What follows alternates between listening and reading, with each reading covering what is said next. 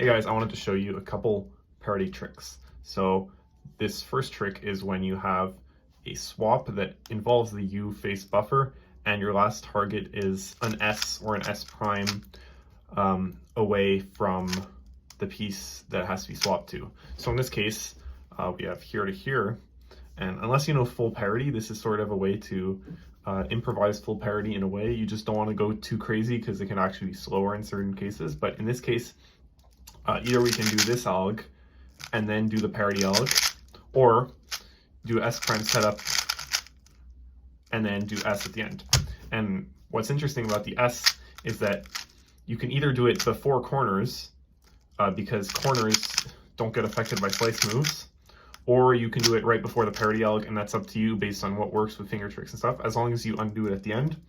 And another example of this would be like this case where this swap that I default to is UF-UL, and you would S prime setup. You could also do, like, if the last piece was there, you could do that. And this can be applied to a lot of cases, but like I said, you want it to be primarily one move setups, no real S2s, because that can be a bit awkward. You know, another type of thing you could do is you can set up into a swap even if it doesn't have the UF. So in this case, I'm setting up to UB-UR swap and doing the UB-UR alg. So that works well often with stuff that is on the M slice or stuff that is on the S slice. You can't really do much with the E slice unless you find something that works. You just don't want to be too crazy with the improvisation, because it can be harmful at times, because it's something like a cool setup may actually be slower than just doing two algs. Now the second, well, this is tip 2 and 3 combined sort of into one solve. So here we have here to here, and then this is our parity target. And then in edges B, I guess somebody who's just starting 3 style would probably trace here to here, then here back to here. But we have many options. So what we can do is,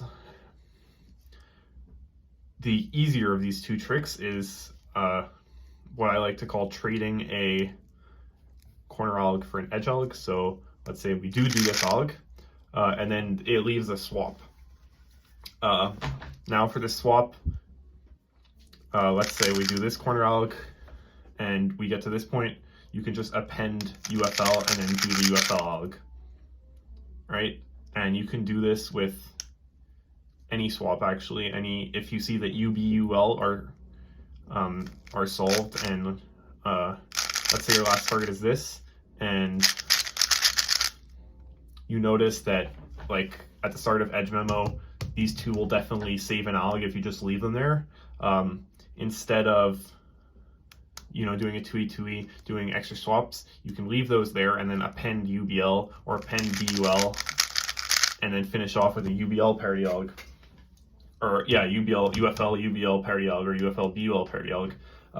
So in this case, I would say that if you know 100% that something will save an alg if you leave it there, like a swap, you can either decide to, you know, let's say it's a U-term like this, you can either decide to do the U-term,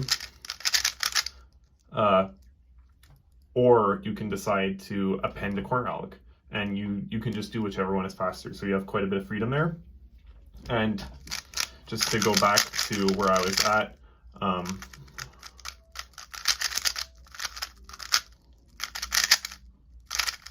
like this.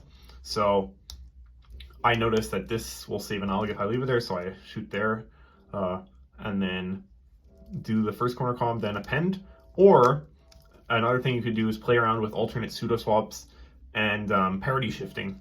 So in this case, I leave the UF-UL swap, but then when I get to corners, I notice that, well, I'll be looking for a parity shift that will save me an alg by having something involving this swap, because I mean, I don't know a parity alg for these two and these two, but I do know a parity alg for these two and these two.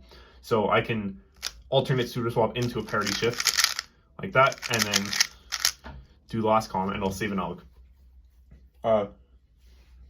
And yeah, this is a very good trick, and it saves a lot of time. And I don't think it's something a lot of people do, so I wanted to share. And those other two tricks are quite nice as well. Thank you for watching.